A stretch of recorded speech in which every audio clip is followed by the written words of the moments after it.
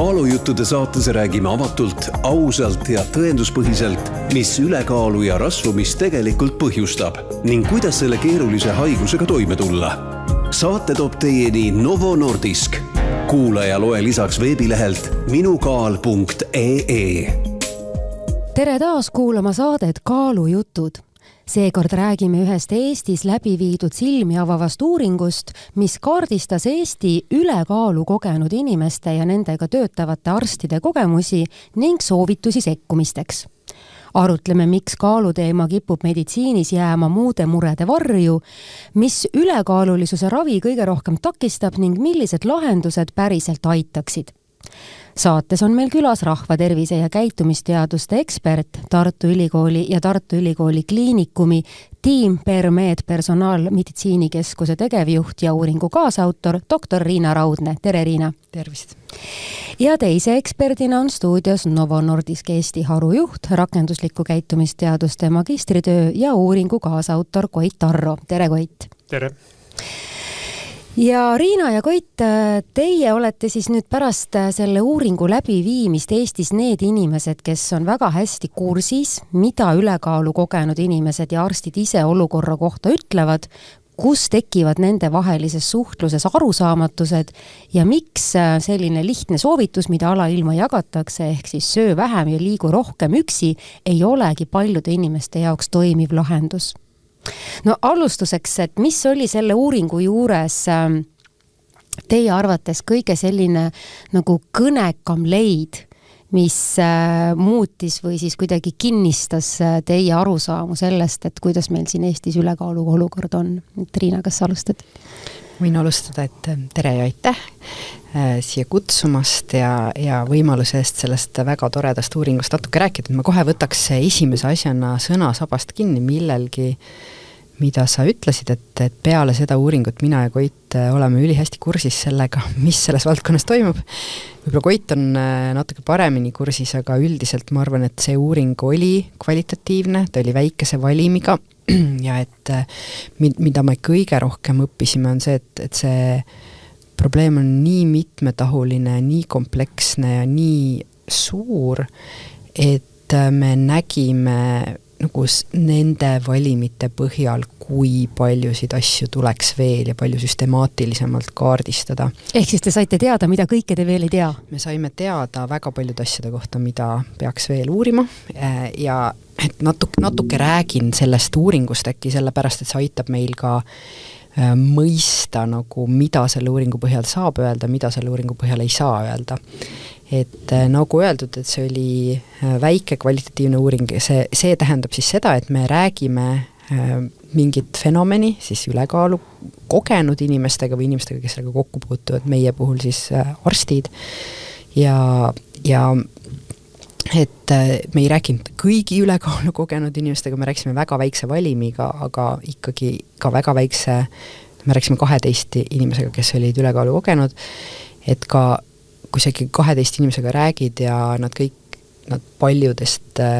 juttudest kõlavad samad mustrid, need on inimesed, kes üle Eesti, kes ei tunne üksteist, eks, et siis sa saad hakata looma selliseid justkui hüpotees, et okei, siin vist midagi on, mis nüüd siis tasuks teistes uuringutes kinnitada, et kui me teeme võib-olla küsitlusuuringuid järgmisena, siis me saame aru võib-olla, kui laialdased mõned probleemid on, mis selles väikses uuringus välja tuli. Aga mis selles uuringus sind isiklikult kõige rohkem nagu, mida kuidagi, et ahaa, et nii on see asi? Et no, miks me seda uuringut üldse tegema hakkasime, oligi see, et nii-öelda nende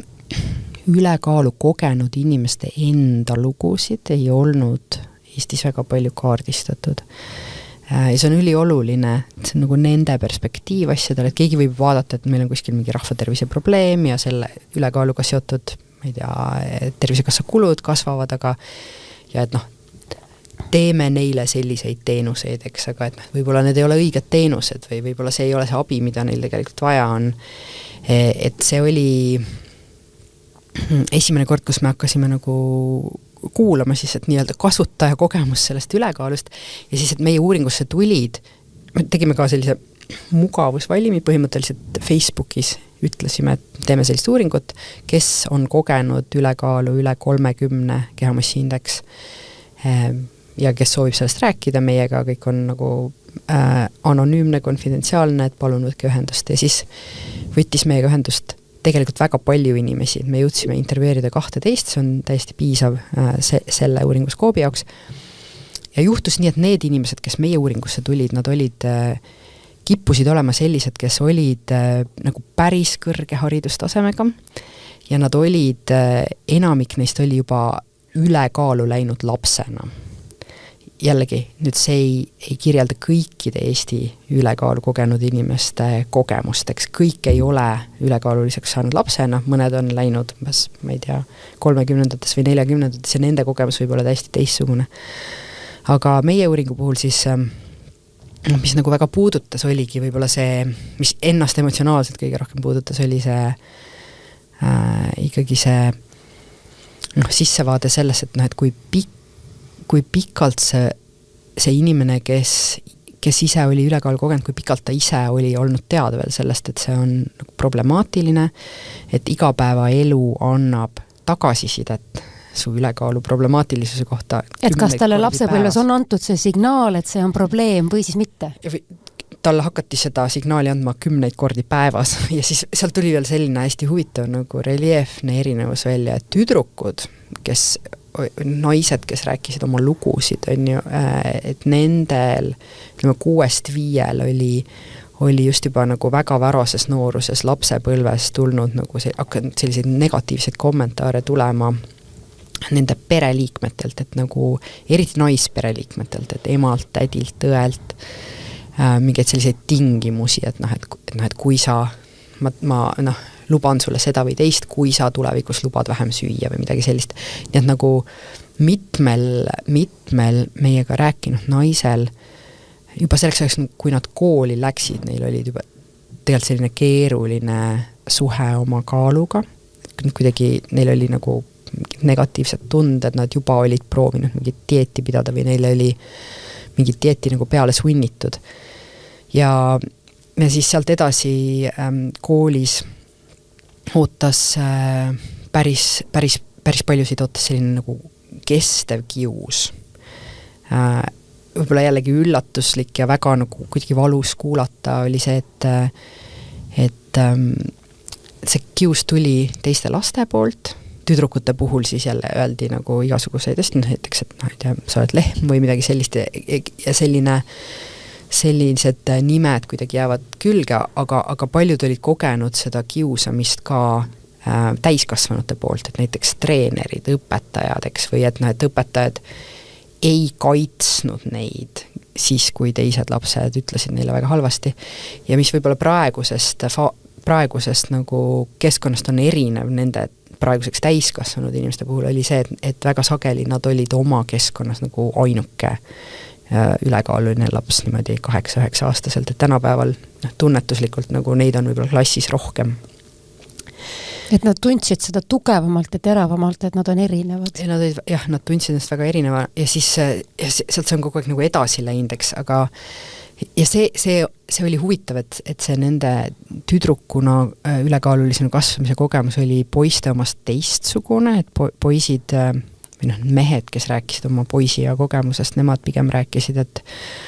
ma olin nagu suur ja tugev ja sain väga positiivset tagasisidet oma perekonnalt selle kohta, et ma olen nii suur, nii tugev, söön juba nii palju kapsasuppi umbes pooleaastaselt ja seda pidevalt nagu kõik kuidagi imetlesid seda suurt ja mehist poissi, kes sööb nii hästi ja kasvab kõigist kiiremini ja et võib-olla kui nad olid seal 8-9-aastased, 9-10-aastased, et siis nad paar korda kogesid kiusu või mitte paar korda, aga natuke aega, aga siis kuidagi need jällegi, kes meie uuringus olid, siis ma kuidagi sain verbaalselt võimekaks ja siis nad teised hoopis hakkasid minu eest ära jooksma, sest ma olin nii suur, tugev, pikk ja äge, on ju, ja siis kuidagi nad ise jällegi see väike grupp inimesi, kellega meie rääkisime, pigem need mehed kuidagi olid leidnud oma tee mingisuguse dominantsuseni ja ka siis nagu täiskasvanu eas nad olid kõik enamik, kellega me rääkisime, olid väga nagu edukad, neil olid väga ägedad karjäärid, aga ikkagi see ülekaal oli nagu suur asi. See oli piisavalt suur teema, et tekiks soov uuringus osaleda ja enda kogemust jagada, eks ole? Ja veel, et võib-olla nad olid päris mitmed, nagu ütlesid, et see on esimene kord, kus nad kellegiga räägivad oma kaalust nagu tund aega järjest. Ja ühte inimest ma nägin just hiljuti, kuidagi see oli nagu väga lähendav kogemus ja tema ütles, et selles uuringus rääkimine oli selline esimene kord, kus nad sellest niimoodi tund aega rääkisid kellegile, nagu reflekteerisid oma kogemuse üle, aga et nüüd 1,5 aastat hiljem ta julges selle teema isegi oma terapeudiga nüüd ette võtta, et nad see kohutav nagu üksildus, et see nagu kuidagi seda oli nagu valus kuulata. Ma ei tea, nii palju asju, jah. Sinu emotsioonid ja üllatused. Koit, kuidas sinul on selle uuringuga seoses, et mis sinu jaoks tuli üllatusena või siis ütleme, et kuna sa juba nagu nii valdkonnas tegutsed, siis ei olnud midagi uut sinu jaoks seal uuringus? Oi, väga palju oli uut ja võib-olla kõigepealt selgituseks ka, et see sama teema, millest ka Riina rääkis, et ma mäletan, kui emotsionaalselt raske see Riinale tookord ka oli, et ta päris tihti oli päris liimist lahti neid lugusid kuulates. Aga just see oli kindlasti väga selline terav teema, aga mis mind võib-olla üllatas oli, ma kuidagi ei adunud kaalu ja psühholoogia seost nii tugevalt. Ja kuskil poole uuringu pealt mul tekkis see tunne, et kui keegi hakkas küsima, et mida ma peaks tegema tänasel päeval, et kaalu kaotada, siis ma kõigepealt küsiks, et kuidas unega lood on. Ja siis on see, et kuidas on üldise ärevusega lood, et väga paljudel inimestel selline ärevus ja kehv unekvaliteet ja tundub, et hoopis mingid muud psühholoogilised parameetrid juhivad seda kaalu nii-öelda probleemi. Aga minu teada uuringud ütlevad vist seda ka, et kui kehvasti magad, et siis on ka päris suur tõenäosus, et sa juba sellega seoses hakkad kaalu juurde võtma. Jah, aga seda tuli nagu hästi palju sellisest psühholoogiast läbi erinevate aspektide välja. Mulle tundub, et kas ülekaalu kuidagi jaotus, et on kõrge kaal, seal on tegelikult väga palju alagruppe. Et on need, kes söövad mingi, ma ei tea, ärevuse täiteks, on need, kes söövad sellepärast, et nad on väsinud. On need, kes, seal on väga palju alatüüpe ja need kõiki võetakse praegu hästi ühtemoodi ja see psühholoogia roll ja ma hakkasin mingil hetkel mõtlema, et mõtle, kui saadad kellegi, et sul on kõrge kaal, mine psühhiaatrile, et väga suur tõenäosus, et psühhiaater saadab tuimalt tagasi, et tulge nüüd mõistusele, et miks te mulle saadate. Ja sealt mul hakkas tekkima endal ka see tunne, et võib-olla sellise kaalu nagu haigusena käsitlemine, ülekaalu või rasvumise haigusena käsitlemine ongi vajalik. Selleks, et lihtsalt see arstkonna kokkuleppega tekiks, et see abi vajav inimene. Ja see on tõesti see rasvunud inimene võiks saada seda abi nagu meditsiinisüsteemist, et võetakse teda kui nii-öelda nagu teiste haigustega paralleelselt. Ja teine asi, mis mind võib-olla üllatas, oli see, et tollel hetkel oli hästi levinud soovitus oli, et see, ma ei tea, liigu rohkem. Selline elustiili muudatus. Ja kui mina tegin hästi palju neid arsti intervjuusid ja sealt tuli nagu välja, et praktiliselt mitte ükski elustiili peetakse ülivajalikuks osaks, aga selle eesmärk ta ütles, et ei saa kaalu kaotust tugevalt ülekaalulisena sellega, ei saavuta. Väga väike protsent saavutab, see on mõni protsent. Ja see oli selline huvitav, et kõik nagu soovitavad ja huvitav, et miks nad siis nagu soovitavad, et see oli ka selline. Aga ma nagu täpsustan siin, et tundus nende intervjuude põhjal, et nagu kõik saavad aru, et jah, ülekaal ja toitumine või nagu liikumine, toitumine väga olulised, aga nagu see, mida arstid oma praktikas näevad, on see, et inimesed ei suuda või see meie praegune keskkond ei aita neil seda liikumist ja toitumist nagu hoida. Et need on head soovitused, aga see on nagu öelda, et tee midagi, mis on nagu mingi treeni kogu aeg triatloniks, eks, et näiteks, et minu praeguses elus ei ole võimalik kogu aeg triatloniks treenida, et inimesed arstid on näinud, et mõned patsiendid aeg-ajalt kaotavad kaalu ja see tuli siis nagu sellest, ütleme, me jaotasime rohkem nii, et Koit analüüsis neid arstide intervjuusid, mina tegin mõned, aga mina tegin rohkem neid inimeste intervjuusid, me spetsiifiliselt ei läinud otsima patsiente, me ei läinud nagu kaalu patsiente otsima, vaid me otsime inimesi, kes olid kogenud ülekaalu ja küsisime siis neilt, et millised on üldse teie kogemused olnud seal hulgas, millised on teie kogemused olnud meditsiinisüsteemis. Aga te jõudsite selleni, et need inimesed võiksid olla pigem patsiendi kategoorias selle kaalupurega või? Ei, või ma tahtsin öelda just, et sealt nagu selles mõttes ma arvan, see uuring ongi väga lahe, et ta nagu vaatas dialoogi, eks, et need on ülekaalu kogenud inimesed, kellel aeg-ajalt on vaja minna arsti juurde ja mis siis... No ega nad ju kaalu pärast reeglina ei lähe arsti juurde, nad lähevad, et liigesed valutavad või vererõhkkond teeb muret näiteks või... Siin korraks astume nagu tagasi, et rääkides sellest kaaluprobleemist, et need inimesed, keda meie intervjueerisime, enamik oli oma elus korduvalt väga edukalt võtnud suure hulga kaalu maha. Ja siis, ehk siis nendel oli tunne, et nad üldiselt teavad, kuidas see käib. Aga ei suuda hoida? Nad teavad, kui raske see on. See ongi, mina ütleks, ma ei tea, ma vabandan kõikide uuringus osalenute ees, kes seda kuulevad, kui ma seda valesti praegu ütlen, aga mul võib-olla jäi selline tunne, et see on umbes sama raske kui triatloniks nagu valmistumine. Et sa pead ikkagi päris palju trenni tegema ja söömist muutma ja kaloreid jälgima, et seda rakendada ja siis sa võtadki võib-olla nagu, need inimesed olid võtnud maha palju kaalu ja siis mingi asi juhtub elus, näiteks sul sünnib 3. laps või sa töökoht muutub ja sa pead näiteks 15 minutit kauem hommikul tööle lihtsalt saama ja enne sa kõndisid, aga nüüd sa pead autoga sõitma, et sellised nagu pealt näha pisikesed asjad võivad tervese sulle nagu varem võimalikuna näinud rutiini niimoodi nagu põrmustada ja siis sa lähed ikkagi mingisugusesse rattasse, kus sa täiskasvanuna lihtsalt nagu proovid ellu jääda, oma nädala ära teha, oma laste eest hoolitseda, oma töökohustusi täita, et sul ei ole kogu aega nii palju. Üldse tundub, et ega ühiskond vist, kellel, need inimesed, kellel võib-olla endal ei ole ülekaalu, et neil on ka nagu väga keeruline mõista, kui raske see võitlus on. Isegi kui mul ei ole väga palju ülekaalu või mul on ikkagi kogemus sellega, kui ma olen üritanud nagu kaalus alla võtta, et see ei ole midagi, mis on nagu tuleb täitsa ise, sa ikkagi pead planeerima. Mina iga õhtu mõtlen, ma ei tohi rohkem süüa, ma lihtsalt ei tohi rohkem süüa. Jah, meil kõigil on see, aga tagasi selle meditsiini teema juurde. Ma ütleks vahel ei ole kõigil, et see on ka üks huvitav asi, et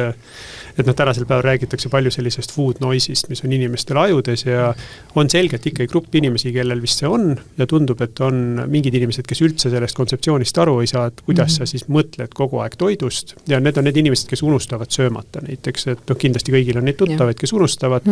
Ma ise ka kunagi ei ole otseselt unustanud söömata, et see toit on nagu meeles, et ma saan aru põhimõtteliselt, et on väga erinev mingi füsioloogia või ma ei tea, geenid või mis seal all on, et see suhtumine toitu ja kogu see energiasse, sellesse on hästi-hästi erinev, et seepärast ma ütlengi, et see rasvumine ei ole niimoodi, et sul on nagu üks inimene, tal on üks probleem, et seal peakski nagu väga nagu täpselt et see on kompleks. See on kompleks, nagu diabeedis on esimest tüüpi diabeet, teist tüüpi diabeet, nüüd on erinevad teist tüüpi diabeeti vahepeal jagati veel 5 alavormiks näiteks, et ma arvan, et rasvumisega samamoodi, et on ja siin ongi praegu ka näiteid, et mõned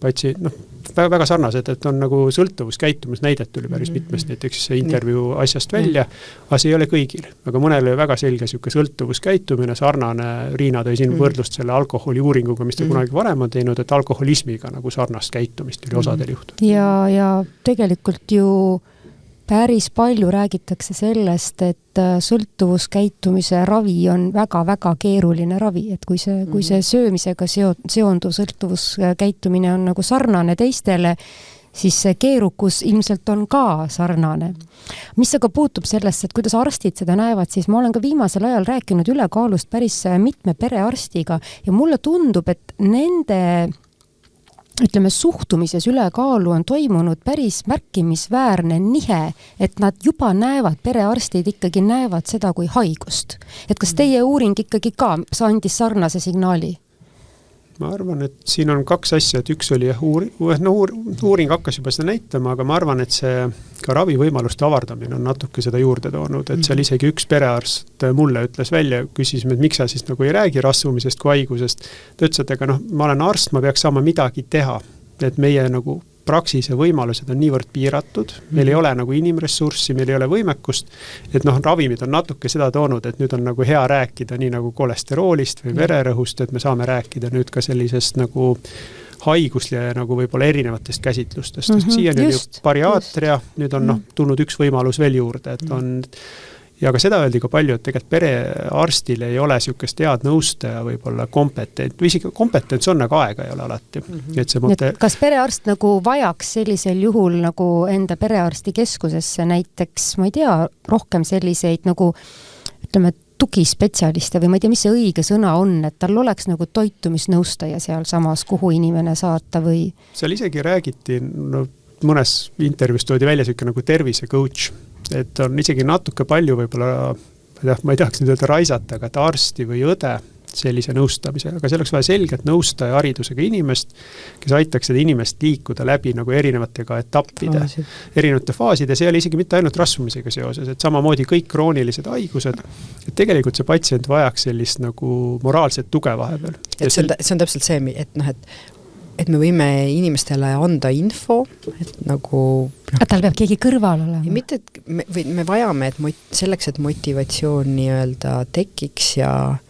muutuks seesmiseks motivatsiooniks, tavaliselt ainult infost ei piisa, et meil on vaja autonoomiat, meil on vaja, et me saaks mingil määral ise valida valikuvõimalustest, eks. Meil on vaja kompetentsi, et me saame ise aru, kuidas see kõik toimib, meil on vaja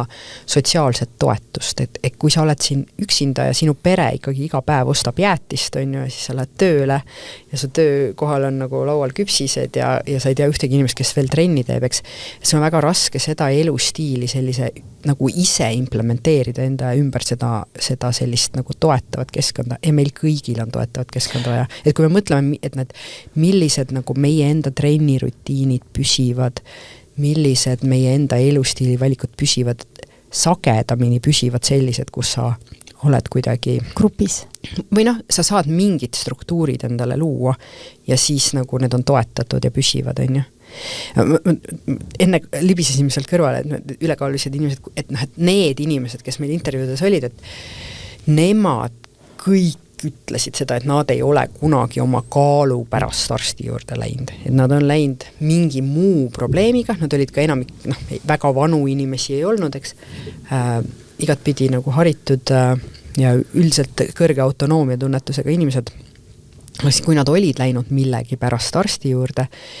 et siis nad olid kogenud väga sageli seda, et tere, ma tulin siia täna rääkima mingisugusest probleemist ja siis enamik oli kogenud seda, et arst ütleb, et kõigepealt on ju võta mingi 10 kilo maha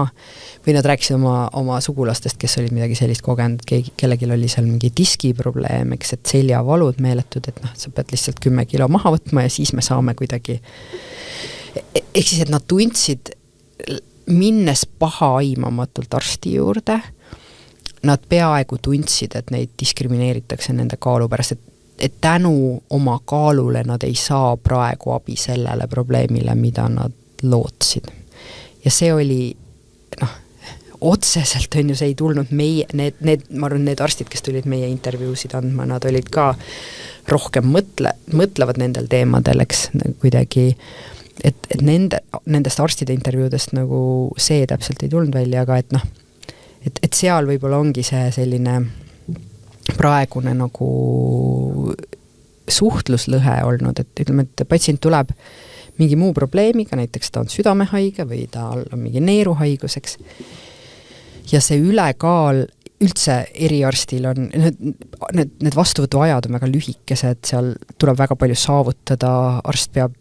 menetlema kogu seda varasemat haiguslugu, üritama aru saada, mis siis praegu on ja mida saaks teha, eks. Ja siis, kui ta proovib sellise nagu mingi keerulise teema ette võtta, mille kohta patsient infot juba teab, ta juba teab, et ta on ülekaaluline, et kui selleks jääbki seal mingi 90 sekundit lõpus,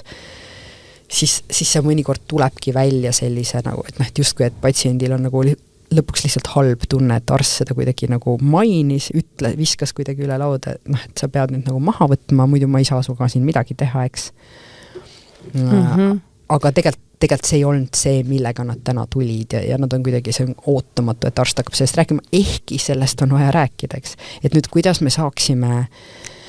kuidas me saaksime seda selle rääkimise nii, et see ei oleks ebamugav ka. Ebamugav või ootamatu on ju, et et seal minu meelest seal on palju võimalusi, et üks võimalus on ka näiteks see, et näiteks on ju, kui me patsientile paneme juba aega, ütleme, et näiteks sul on mingi nädala pärast või 2 nädala pärast või 3 kuu pärast mingi arsti aeg, eks, et siis juba, kui ta saab mingid eelmaterjalid, sa saad juba ise valmistada ette selleks vastuvõtuks, me juba see, et vähe on aega, tegelikult juba kõik teavad seda, patsiendile võiks vabalt öelda, et aega on vähe, ja siis seal võiks nagu olla näiteks välja toodud, et me räägime elustiili riskifaktoritest, et kui sa suitsetad, kui sa jood väga palju alkoholi, kui sul on suur ülekaal, et need on olulised riskifaktorid ja me kõigiga räägime. Inimesed teavad seda, nad lihtsalt ei saa selle probleemi elimineerimisega hakkama, sest et see on nii raske. Täpselt. Aga üks asi veel. Ma ütleks siia täienduseks ühe asja, mis mind just üllatas, oli see, et need samast intervjuudest ei kõlama see, et need patsiendid infot teavad päris palju. Ja seesama, mis Riina tõi välja, et sul on üks on kompetentsed teadmised, mina ei tajunud vähemalt sellest valimist, et see kompetents oleks nüüd see probleem, et kõik need kampaaniad on, et harime rohkem inimest. Nad on piisavalt haritud. No mitte kõik kindlasti, aga väga suur osa vähemalt meie valimist teadsid väga palju rohkemgi kui meie sellest, kuidas seda kaalu hallata. Ja mis neil töötab. Ja mis neil töötab ja see, kui arst hakkab seal üle laua uuesti sellised referentseid asju ütlema, see pigem nagu häiris või solvas neid. Nad pigem ootasidki just sellist, et nagu kedagi, kes nagu nende palle tagasi põrgataks, mõtleks nendega kaasa, mingid, seepärast tuligi see coachi mõte natuke, et oleks hoopis sükest natuke mitte infoandjat, aga kedagi, kes toetaks nende sellist autonoomset otsustamist ja kuidagi aitaks hoida neid joone peal võib-olla, et selleks see coach ja midagi ei olnud üldse ja me isegi ei tea, kuidas seda täpselt Eestis võiks teha, aga sellise ütleme grupi nii-öelda arutelud või sellised kogemuslood on ka üks asi, mis võiks aidata selliseid inimesi vahepeal, et mina proovisin nii, aga võib-olla näiteks see sama coach võiks perearsti keskustes korraldada. Coachile võib ka kogemusnõustaja lisada näiteks sinna tiimi ja siin on päris palju nagu mõtteid, kuidas seda võiks seda teha. Aga veel, kui ma olen rääkinud perearstidega, et Koit, et kas sinu intervjuud nagu kinnitasid seda, et kui perearst pidi varasemalt ütlema inimesele,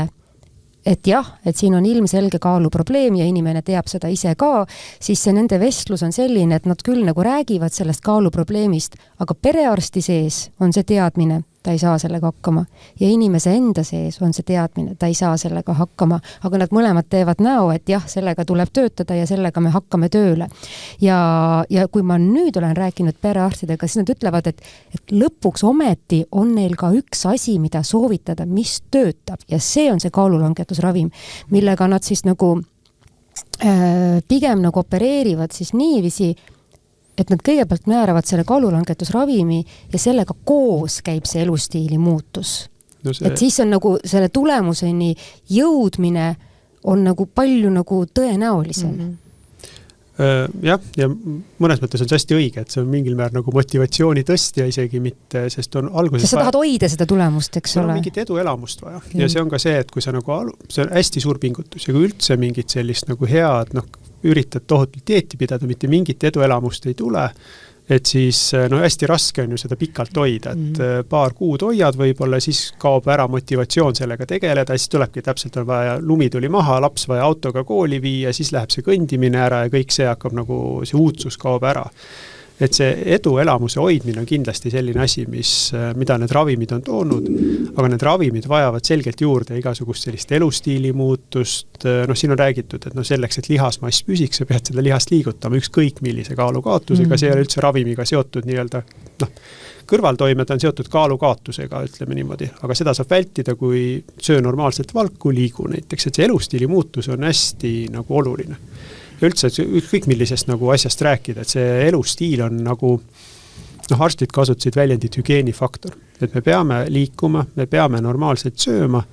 lihtsalt sellise võib-olla kaalu alandamise, mis ma siin alguses ütlesin, et selline tohutut efekti sealt, et ma ei tea, võtame 20 kilo alla ja püsivalt, et väga 1% võib-olla saavutab väga püsivalt seda. Hästi palju on selliseid kaalulangetuslugusid, mida inimesed siis jagavad, et et ma võtsin nüüd kohutavalt kaalust alla ja siis nad ütlevad, et aga ma eriti midagi ei teinud, et ma sõin ja hakkasin liikuma. Aga kui sa lähed nagu selle sisse, et mis inimese elus parasjagu toimus, siis tihtipeale on nii, et nendel on daamal mingi väga suur stress ja mingi trauma või mille tulemusel nad selle kaalu alla said ja selle raske eluperioodi võib-olla plussiks on siis see, et nad said oma kaalu maha ja nad hiljem leidsid motivatsiooni seda hoida, et tihtipeale jääb nagu see, ütleme, psühholoogiline või emotsionaalne pool nagu lahti võtmata, et miks inimesed suutsid nagu ühel hetkel elus kaalu maha saada.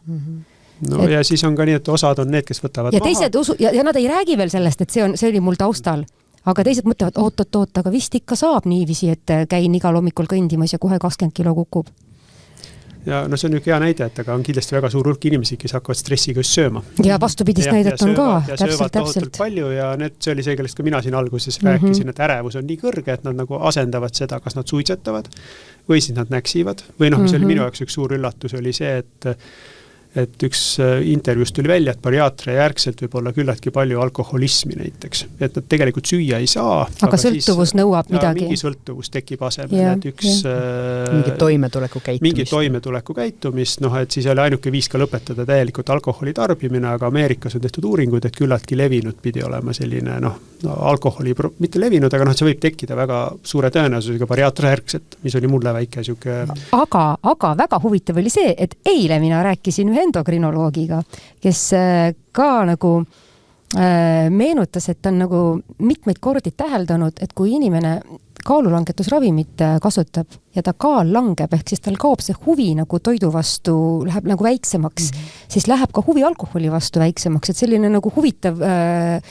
kõrvalmõju on sellel, et kui sul on juba kalduvus nagu sõltuvus käitumisel, et siis see võib nagu aidata nagu mitmes mõttes, ehk siis äkki sellisel juhul inimene ei hakka nagu kompenseerima seda vähemat söömist rohkema suitsetamise või rohkema joomisega. No see sõltuvuskäitumise teema on isegi nende ravimitega on uurimise all praegu mingis muutuses. Selline suurem uurimine siis on käib? No, ma isegi nüüd ei tea, kas näiteks meie ettevõte seda ise korraldab praegu, aga ma tean, et seda on rahvusvaheliselt päris palju nagu neid teemasid räägitud, aga ma arvan jälle, et see on üks grupp inimesi, kelle see võib aidata. Et see ei ole nüüd absoluutne, et seda ei saa kindlasti väita, et see on absoluutne, aga see binge tegevuste vähendamine on kindlasti üks asi, mille see ravimite toime võib anda päris head efekti. Et ega need ei ole nii erinevad, aga mõtlen, et see on jälle siuke kui sa lõpetad, siis palun. Teema tõstatada. Ma mõtlesin, peaks seda ka tõstatama, et mis sealt arstide poolelt ikkagi tuli välja see, et see, kuidas nemad kogevad seda, on see, et neil lihtsalt epideemia vajub uksest sisse. Praegu? Jah, et me oleme läinud keskkonnana nagu väga uude kohta, eks, et võrreldes 90-ndatega, võrreldes 80-ndatega, võrreldes 70-ndatega, et me tulime liikuvast eluviisist, puhtast tervislikust toidust. Puhtamast tervislikust toidust, mida oli vähem maitseid, vähem variatiivsust, vähem nagu rituaale, mis pakkusid sulle toitu igal vahetunnil, on ju, bussi oodates ja vähem mugavusi, vähem sellist autostunud elustiili megamugavaid toole igal pool, eks. Toit ei olnud nii maitsev ja toit ei olnud nii hästi kätte saada. Ja toit ei olnud nii hästi reklaamitud ja toit ei olnud nii nagu protsessitud siis, et nüüd on nagu,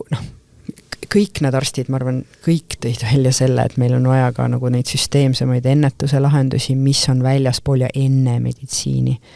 Et seal arstikabinetis ikkagi, kui arstile jõuab inimene, kellel on mingi tervisemure pluss suur ülekaal, et siis nagu sealt hakata arutama seda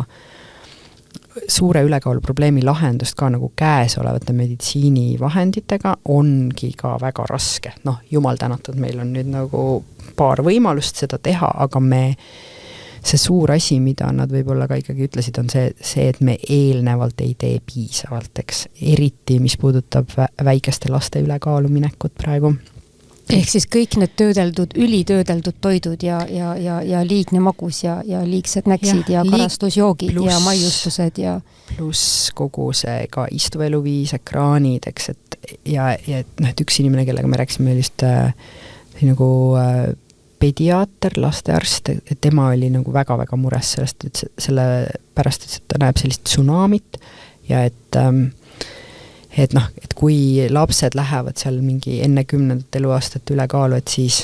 noh, paljudel on väga raske sealt nagu välja tulla pärast, eks, ja et me praegu ühiskonnana laseme sellel juhtuda päris palju. Mul on endal väiksed lapsed, näiteks ma ei saa öelda, et mind pommitatakse sõnumitega selle kohta, kuidas ma neid peaksin toitma, et pigem ma ikkagi olen ise kogu aeg see inimene, kes muretseb, et seal lasteaias on neid seda mannavahtu kohe peale uinakut nagu ikkagi minu meelest liiga palju, on ju. Ja et see või et kui ma lihtsalt vaatan, kui palju magusat tuleb mu laste ellu niimoodi täiesti spontaanselt, keegi kuskil annab mingi ühe väikse asja, eks, või noh, mingisugused no kuni selleni, et sa ei saa last poodigi kaasa võtta, sellepärast, et see kõige suurem värviliste maiustuste valik on tema silmade kõrgusel. Ja ikkagi seal võib-olla, et kus me nagu lähemegi nende haridusteemade juurde, et noh, et nagu inimesed üldiselt teevad neid asju, mida teevad teised nende ümberks, et kui sa, et sul võib vanemana olla ikkagi suhteliselt keeruline välja mõelda, mis see õige balanss on, kui sa näed, et lasteaias ja nagu teiste perede lapsed on ju pidevalt saavad ja sa pidevalt olema nagu see inimene, kes kogu aeg nagu keelab, piirab ja paneb seda mulli ümber, et see on nagu väga-väga, no see on väga-väga suur töö ja ma arvan, et meil on seal süsteemset ennetust, see on nagu ennetuse madalal rippuvad viljad, on ju, mis on praegu tegemata. Aga noh, sul on veel praegu hea rääkida, mul on lapsed natuke suuremad, nüüd on juba see, et sul mingist vanusest, vist oli kas 80% hakkab juba see sõpruskond, kes annab selle sisendi. Ja kui see koolitoit ja maitse, siis nad saavad ju kohe kätte käivad poes, ostavad, need poed on koolidele küllaltki lähedal, et see veel hullem on see, kui need ei ole poed, vaid on sellised väiksed putkad, kus ei saa üldse midagi tervislikku. No jah, mingi selline hapusuhkur näiteks, et siuksed imelikud asjad ja mulle Taavi Tillmanni ühest mingist intervjuust või mingi arutelust ütles välja, et tänapäeval normaalselt süües pole võimalik normaalkaaluliseks jääda. Ja see oli, ta ütles normaalselt süües, noh, et sa see aru saab, milline on normaalne söömine tänapäeval? Isegi mitte see, aga see kogu see, nagu siin täpselt jutt oli, et see tuleb igalt poolt peale ja see toidu ja väga siukse kõrge kalorsusega toidu kättesaadavus ja noh, mis mind veel üllatas nendes intervjuudes, ma kogu aeg kuidagi eeldasin, et maal on siuke tervem elu, aga üks perearst hakkas ütlema, et ei, et noh, hästi palju ostetakse seda valmis toitu, tullakse, et õhtul on pime, väga palju kõndida, sa ei taha seal tee ääres, et isegi võib-olla see elustiil kohati maal võib olla hullem, aga just see valmis toit oli ka üks asi, mida päris palju toodi, et sa tegelikult ei tea, mis see sees on. Need igasugused kastmed, asjad ja noh, see ei ole ainult need kommid, aga see ka valmis toidu osakaal, mille keegi teine on sulle teinud, teadmata, mis sa sinna nagu paned. Et sa saad ju, mõtlen, popcorni teha suhteliselt vähese oliivõliga, kuni ma ei tea,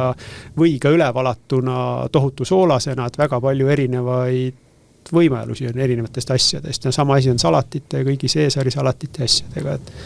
see valmis toidu osakaal on üks selline. Kuni selleni välja, et sul on ju reeglina külmkapis alati midagi niisugust, mida saab kohe võtta, mida sa ei pea ette valmistama, sa ei pea süüa tegevat. Mina olen küll mõnikord kodus mõelnud, et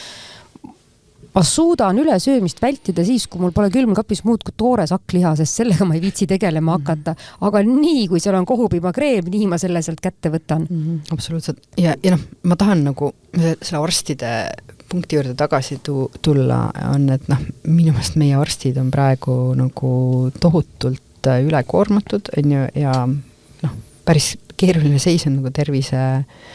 valdkonnas, et kuidagi ikkagi oleks vaja neid ennetusstruktuure, mis on enne meditsiini, et no, neid vaja nagu jõuliselt ja paremini ja... Aga millised need struktuurid võiks olla? See on ju päris fundamentaalne küsimus, sest et praegu on ju ka niimoodi, et inimene ju teab, et arstil on metsik töökoormus, ta isegi ei lähe arsti juurde oma kaalujutuga, sest ta mõtleb, et arst tegeleb igasuguste tõsiste surmahaigustega ja nüüd mina lähen ütlen, et noh, mul on 20 kilo ülekaalu, et äkki mul on nagu, noh, ma ei tea, piinlik minna niimoodi. Kas arstid rääkisid, et inimesed ei hakkagi oma ülekaalust rääkima üldse, kui nad tulevad arsti juurde? Väga vähe räägiti, et see oli, noh, mõtleme, intervjuud ikka tehtud mõni aeg tagasi ja siis hakkas järjest rohkem see nagu tekkima. Et juba julgetaks minna või juba võetakse seda kui päris probleemi? No pigem nüüd tuli jälle mängu see, et need ravimid nagu indutseerisid seda, et tuldi küsima, et kas sealt võiks midagi ka olla. Aga noh, mõtlen, et jälle, miks mul tekkis see tunne, et see rasvumine on peaks olema rohkem käsitletud kui haigus, sest ta on tegelikult haiguse diagnoosikoodiga olnud aastaid. Aga sellest ei ole väga räägitud, et see on haigus, et see arusaamine nagu kuidagi alles hakkab meisse tulema. Jah, ja ongi hästi siuke, ma just vaatasin, et nüüd oli, et Eesti perearstidele pandi nii-öelda multihaigusega patsientide või kroonilise haigusega patsientide puhul saadakse mingit lisaraha, oli välja toodud erinevad kroonilise haiguse nii-öelda diagnoosikoodid ja vaatasin huvitavat rasvumise koodi seal ei olegi. Siis ma küsisin isegi Tervisekassast ja siis ma isegi pole vastust veel saanud, et miks see nii oli, aga esimene siuke... Võib-olla keegi ei tulnud selle peale lihtsalt. Ja see oligi vastus, et äkki me unustasime ära, et äkki järgmine aasta paneme sisse, tundub hästi loogiline. Aga see kuidagi ei ole nagu see aju tasandil ja sealt tulevad hästi paljud sellised, et ühelt poolt on tõesti, et me nagu teeks mingil määral terved inimesed äkki nagu haigeks, kui me ütleme, et nüüd on see diagnoosikoodi. Siis me ütleme, et meil on epideemia. Minu meelest, ja seda ma kuulsin ühest teises uuringus, kus ma ka perearste intervjueerisin, aga et tervete inimeste ravimiseks meil ei ole ikkagi praegu võimekusteks. Et see on kindlalt üks asi, mida me arstidelt kuulsime, et kui meie selline nagu värbamiskriteerium sinna uuringusse oli, et kui sa oled kogenud ülekaalu, kui su kehamassi-indeks on olnud üle 30, aga kui me arstidelt küsisime, et mis hetkest ta muutub haiguseks, eks, et siis pigem see tunnetuslik punkt oli seal kuskil kehamassi-indeks 35 võib-olla, seal mitmest kohast tuli läbi, et ja päris paljud rääkisidki seda, et kehamassi-indeks 30 ikkagi, et sul on näiteks nagu suur mees, kellel on palju lihast, palju, et 30 on ikkagi veel täitsa okei, pluss see, et me näeme see taust nagu siuke referentstaust meil, et me ise näeme nii palju rohkem ülekaalulisi inimesi, et me oleme ka nagu natuke ära harjunud sellega. Et suur inimene tundub tavaline. Ma pean ausalt ütlema, et kui ma hakkasin värbama, siis päris paljud inimesed kirjutasid mulle, et nagu kõiki ma ei saanud intervjueerida, aga et nagu mitmed tuttavad kirjutasid mulle ja ma nagu olin üllatunud, et nemad ka, et nendel on ka olnud nagu kehakaal üle 30, sest mina ei olnud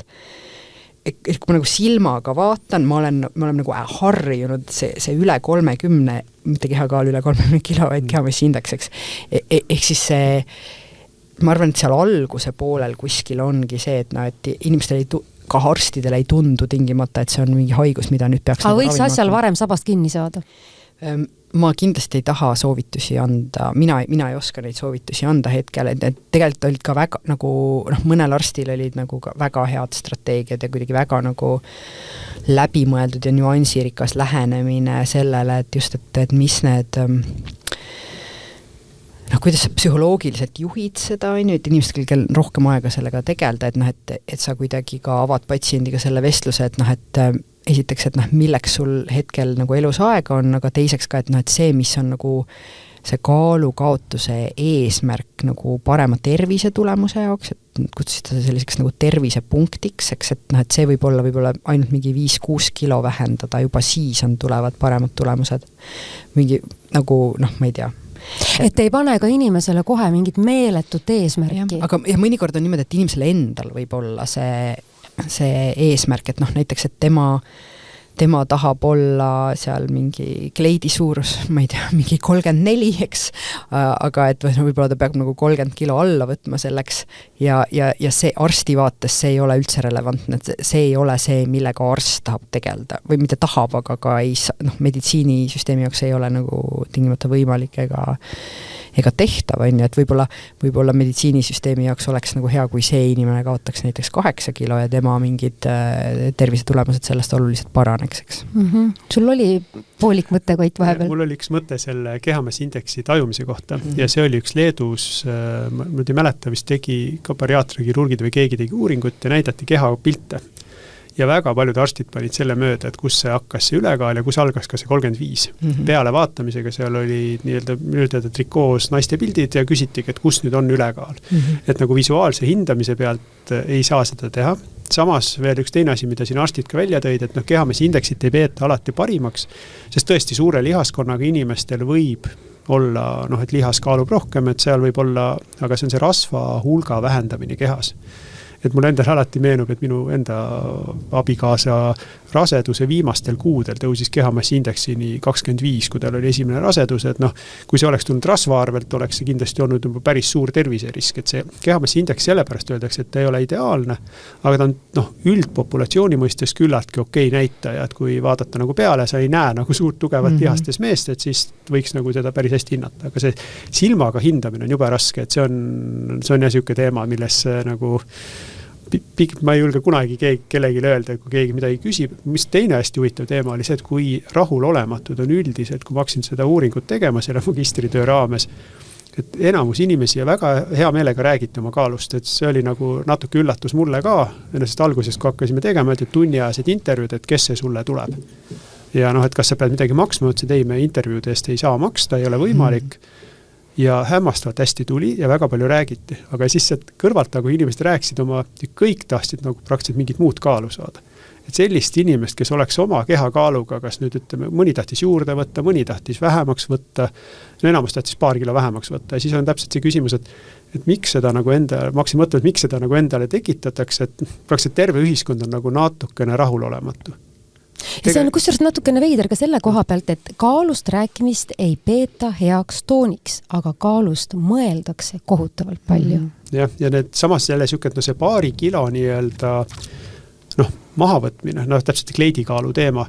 et see ei ole üldse nagu tervise teema tihti. Kuigi ta võib vahel olla tervise teema, kui on muud terviseriskid. Aga põhiküsimus on see, et sa oleksid vitaalne, sa saaksid tasakaalud püsiks, kõik sellised hoopis teine asi, aga miks me tekitame psühholoogiliselt endale kogu aeg selle paine, et ma ei tea, ma tahaks olla 3 kilo kergem. Kus see sul tuleb? Kas see oli sinu mingi keskkooli lõpukaal või me kuulsime mingid huvitavaid numbreid, et naistel oli mingi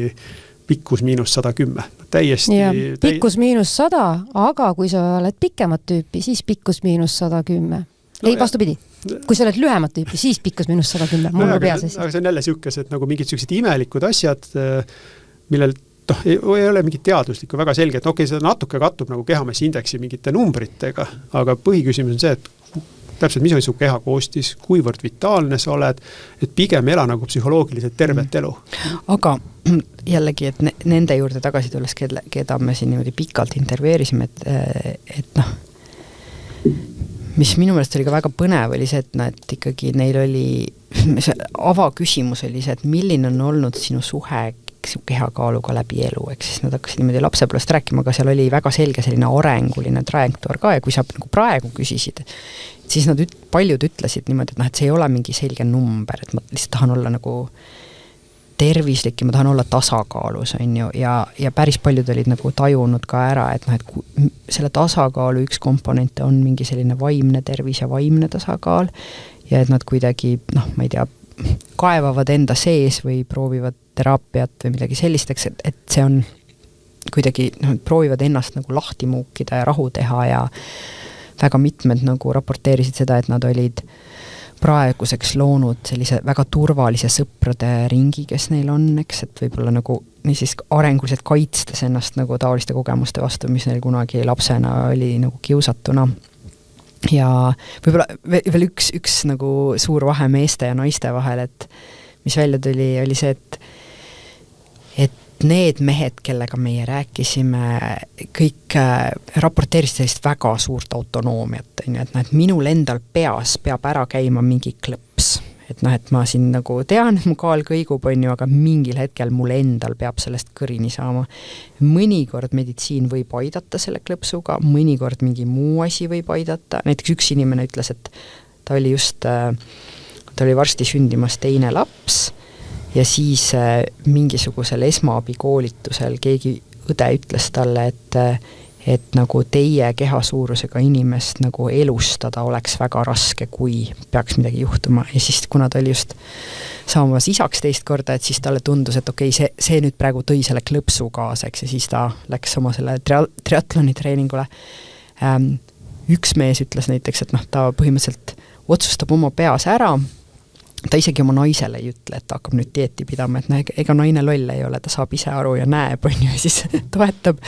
Aga siis naiste puhul oli vastupidi, et nad kuidagi tundsid, et nad on nii nagu suhetes sees, et nad on, see on nii tähtis nagu, mis neil parasjagu toimub lastega, nende abikaasaga ja tööl, kõik neilt nagu tahavad midagi,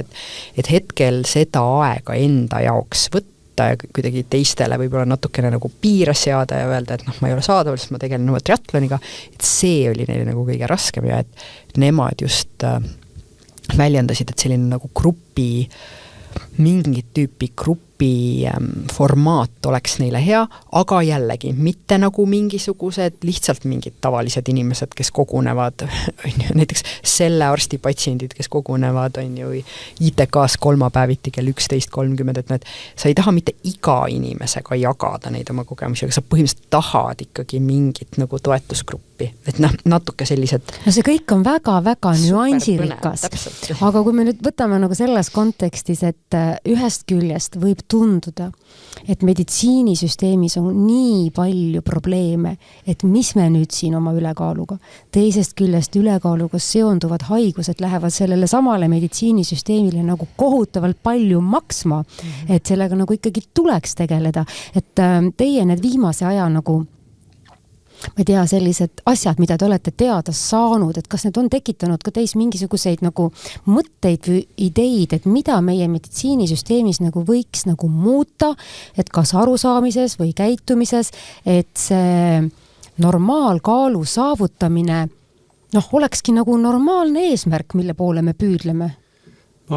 Esimene asi, mis sealt ka uuringust välja tuli, oli see, et see patsienti küllaltki palju või ülekaalulist inimest võib-olla jooksutatakse seal meditsiinisüsteemis edasi-tagasi, mis raiskab seda süsteemi ressurssi. Ja ikkagi enamus ütlesid, et see on perearsti nii-öelda vaateväljas olev teema. Et ja perearst ütleb, mul on nii palju tööd.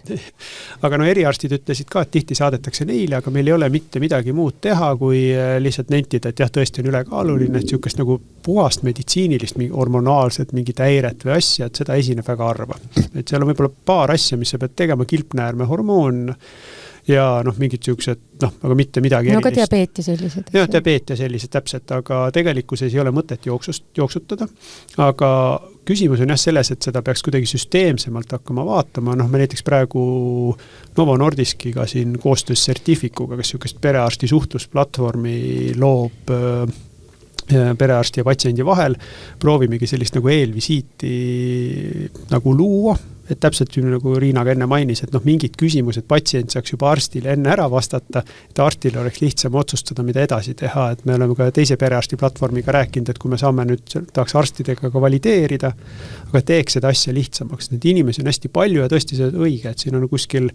650 surma aastas hinnatakse, et on selline ülekaaluga seotud, et meditsiiniliselt on ta suur probleem, et ta kindlasti vajab tähelepanu ja järjest rohkem sellele ka hakatakse tähelepanu pöörama, aga peab arvestama seda süsteemi ressurssi, et ma nüüd ei oska öelda, kui palju nüüd seesama näiteks digilahendus võib hakata aitama seda mingil hetkel, et siin ka digiravimeid ja muid selliseid nõustamise asju hakatakse järjest rohkem välja arendama, et kuidagi peab seda inimese võib-olla arsti jõudu ka vabastama selle asja juures, sest ülekaalulisi või rasvunud inimesi on üle 200 000. Kui need kõik saata süsteem ei pea lihtsalt vastu, et see on ka niisugune, et võib-olla nad ei pea vastu, süsteem ei pea vastu, kui me eeldame, et iga selle kaalust allavõtmise protsessiga, mis on pikk protsess, tegeleb arst. Et meil peab tekkima tugistruktuuride süsteemi. Mul on siin võib-olla ka mingi nagu idee lisada, et hiljuti tegime Tartu Ülikooli Südamekliinikus ühte sellist patsiendi disainiteekonda ja kuidagi vaagisime seal neid küsimusi, et patsientidel on mõnikord väga raske nagu neid nagu haiglas kaasa antud õpetusi kodus tegelikult implementeerida ja rakendada ja et kuidagi selline taipamine kõikidest nendest arstide ja patsientide intervjuudest tuli kätte ja tegelikult eriti nendest intervjuudest, kus me rääkisime väga kaua edukalt südamehaigena elanud inimestega. Et tegelikult see nii-öelda heaks südamehaigeks kasvamine on selline päris korralik protsess, et võib-olla, et sinna läheb ikka mingi aasta-2, et kui sa ja ma kuidagi enda peas olen sellist nagu hüpoteetilist kontseptsiooni loomas, et kui me saame mingi kroonilise haiguse diagnoosi, keset elu või nagu keskealisena, et siis me peaks läbi käima ideaalis sellise tervemaks kasvamise teekonna. Ja me ei saa eeldada, et see tervemaks kasvamise teekond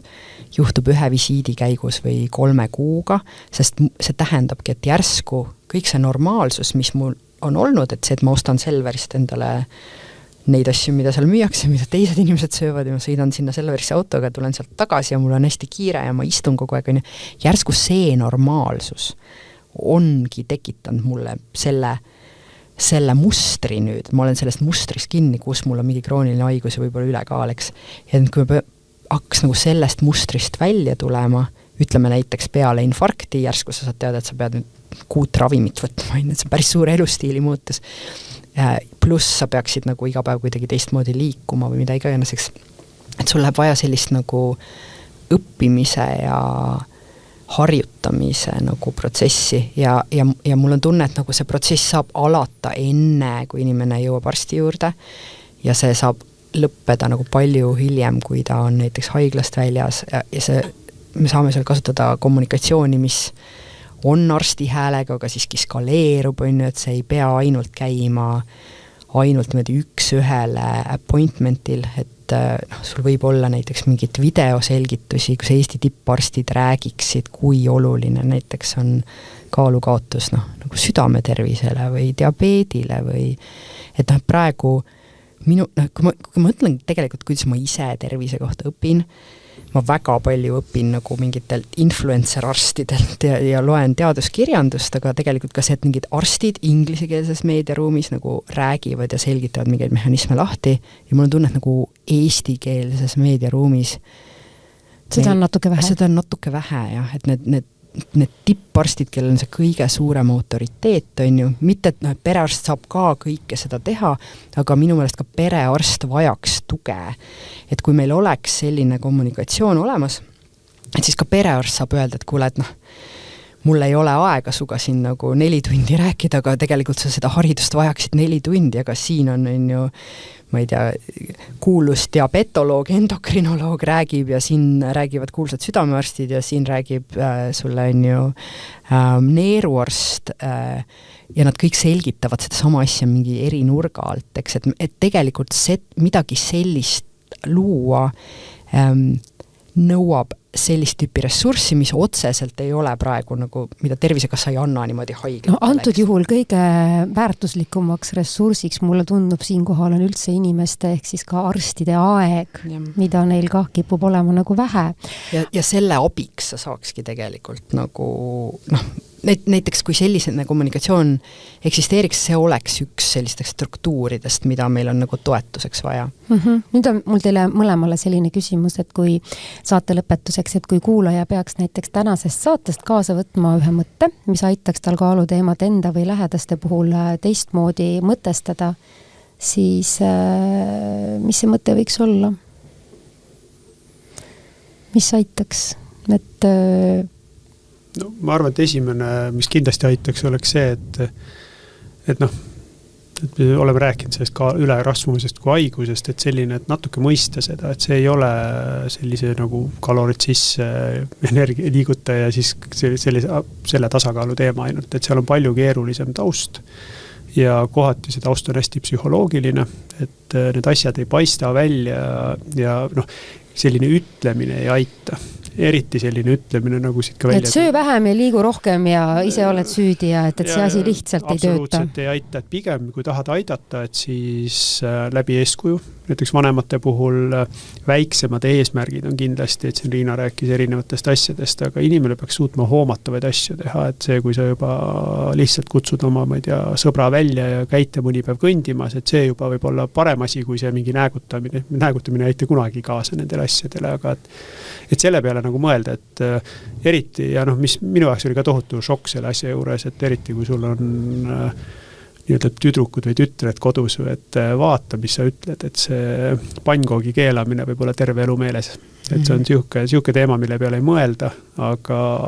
kuidagi tüdrukute... Pigem korrigeeri oma kodust menüüd, mitte nii, et sa teed kõigile pannkooke ja siis ühele pereliikmele ütled, aga vaat sina nüüd küll üle ühe ei võta. No, poiss saab kiita, kui võtab 10, tüdruk saab teise pealt küsimuse, kas ikka on vaja. Et see oli nagu see, mis sealt intervjuudest välja tuli ja see jäi meelde, mis oli minu jaoks ka päris suur üllatus. Mul on 3 tütart ja siis ma jäin selle peale mõtlema, et jumala ees sellistesse teemadesse mitte kogemata sisse minna. Et see oli siuke nagu valus teema, nagu, et miski pärast tüdrukutele öeldakse rohkem, aga see on ühiskondlik surve, et hoiame nüüd, ma ei tea, et paks poiss, ilus poiss, siis nagu see oli kuidagi, mis sealt välja tuli, et selle peale tasub mõelda, et sõnadel on päris suur kaal, eriti just pereliikmete poolt, et ollakse väga pikka aega arvamusliidrid oma lastele. Jah, kuskil puberteedis see hakkab muutuma, siis tulevad sõbrad, aga nemad niikuinii ütlevad halvasti. No samas, ega lapsevanemad võiksid seda asja vaadata ka selles perspektiivis, et puhtrahalises, et oma ravi eest tasumine tõenäoliselt jõuab üha rohkem inimese enda isiklikku taskusse ja kui sa oma lapse tervisekäitumist ei suuna, siis kui ta on väike, siis tuleb kunagi hiljem maksta väga suuri tervisearveid. Üldse lapse käitumise koha pealt minul üks lastearsti kommentaar kunagi, kui laps oli väike ja ütlesin, kurtsin, et laps teeb seda ja teist ja siis tema istus vaikselt mu kõrval, ütles, aga laps on perekonna peegel. Ja siis ma hakkasin kodus mõtlema, et kus need käitumised tulevad. Need tulevad kas minult, minu abikaasalt või mõnelt vanaselt vanamalt, nad ei tule alguses vähemalt mitte kuskilt mujalt. Kõik need asjad, mis sulle tagasi peegeldatakse, on natukene kõverpeeglist tulevad teie enda käitumisest nagu tagasi. Et no see on siuke asi, mis tasub meeles pidada, sama asi on ka näiteks laste toitumise koha pealt. Et ikka eeskuju ja... Eeskuju on, esialgu on eeskuju. Pärast on sõprade eeskuju, aga esialgu kindlasti on kodune ja vanemate ja selline ma arvan, et Riina nõustub sellega, et see väga palju saab väikestele. Vanemad ikkagi üldiselt ju oma südames soovivad oma lastele kõige paremat ja kui sa hakkad olema oma lapsele eeskujuks nii elustiili kui toitumise vallas, see tuleb sulle kasuks ka endale. Ja see oleks võib-olla üks asi, et tasub nagu seda meeles ka pidada, et sõnadel on hästi suur kaal selle asja juures, nii-öelda sõbrannadele kui ka pereliikmetele. Ma võtan ka siit tegelikult sama mõtte võib-olla tahan välja tuua, tegelikult rääkida veel ühest leiust, mis meil natuke on, võib-olla me ei ole isegi slaididel sinna jõudnud, aga mäletad, Koit, et tegelikult me küsisime ka keha positiivsuse kohta näiteks, et kuidas inimesed ja arstid siis nagu suhestuvad sellega, et sest keha positiivsusest räägitakse ja need inimesed, need intervjueeritud ülekaalu kogenud inimesed, et neil pigem oli niimoodi, et nagu see võib-olla nagu tingimata ei aita mind, on ju, aga tore, et kuidagi seda psühholoogilist turvalisust nagu arvestatakse ja promotakse, eks. Ja arstide puhul pigem nagu nad, nagu oli neutraalne või murelik suhtumine, et äkki see võtab mingisuguse sellise piitsa ära, et nagu äkki võtab ära motivatsiooni seda kaalu kaotada ja ma arvan, et nagu me teame praeguseks, et see on see psühholoogiline turvalisus, mis sul võimaldab üldse kuidagi sul on seda vaja selleks, et ka oma need ressursid kokku koguda, et päriselt jõuda selle klõpsuni ja proovida midagi teha, et mingisugune häbistamine, negatiivsed sõnad, siuke näägutamine kuskilt väljast, nagu, see on põhimõtteliselt nagu kius, see ei aita mitte kuidagi kaasa, et see inimene, kes elab ülekaalulises kehas hetkel, et juba tema keskkond annab talle sadu väikseid vihjeid iga päev. Nagu ei saa suveteatrisse minna, toolid võivad olla liiga nagu kerged, niisugused õrnadeks, raske on kingapaelu kinni panna, raske on mingitesse riideid leida, et nagu väga, nüüd see nagu põletikulised kannatused iga päev, et oma sõnadega, et me peame, mina ütleks, et me peame rohkem 11 hoidma, meil on 200 000 inimest Eestis, kes on hetkel sattunud ülekaalu, paljud meist on sinna teel ja et me peame lihtsalt 11 hoidma. Aitäh teile mõlemale täna Kaalujuttude saatesse tulemast, Riina Raudne ja Koit Tarro. Ja hea kuulaja, peagi oleme taas eetris juba uue saatega. Seniks kõike head ja olge terved! Kaalujuttude saates räägime avatult, ausalt ja tõenduspõhiselt, mis ülekaalu ja rasvumist tegelikult põhjustab ning kuidas selle keerulise haigusega toime tulla. Saate toob teieni Novo Nordisk. Kuula ja loe lisaks veebilehelt minukaal.ee.